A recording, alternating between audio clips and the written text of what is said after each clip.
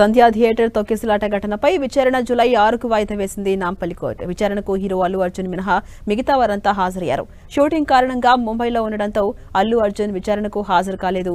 Shooting వల్ల వ్యక్తిగత హాజరు నుంచి మినహాయింపు ఇవ్వాలని కోరినట్టుగా సమాచారం. ఆబ్సెంట్ పిటిషన్ వేసిన అల్లు అర్జున్ తరపున న్యాయవాది జూలై 6న వర్చువల్ గా విచారణకు హాజరవుతారని కోర్టుకు తెలిపారు.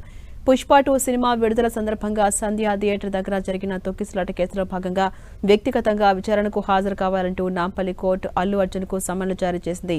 అయితే తాను ముంబైలో మూవీ షూటింగ్ లో ఉన్నందున ఆన్లైన్ విచారణకు హాజరవుతానంటూ అల్లు అర్జున్ కోర్టును అభ్యర్థించారు. కానీ న్యాయస్థానం దాన్ని తిరస్కరించింది.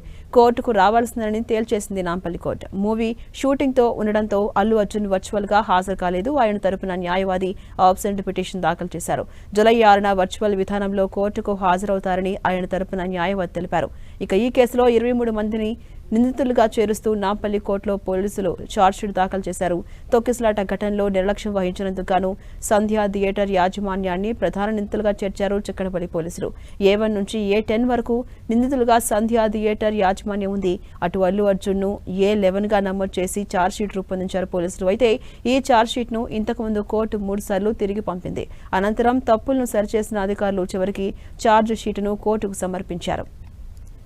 ఇక ఎట్టకేలకు ఛార్జ్షీట్ను పరిశీలించిన నాంపల్లి కోర్టు ఈ కేసులో ప్రాథమిక ఆధారాలను బట్టి 19 మంది నిందితులుగా సమన్లు జారీ చేసింది. వారంతా తప్పనిసరిగా కోర్టుకు వ్యక్తిగతంగా హాజరు కావాలని స్పష్టం చేసింది నాంపల్లి కోర్టు.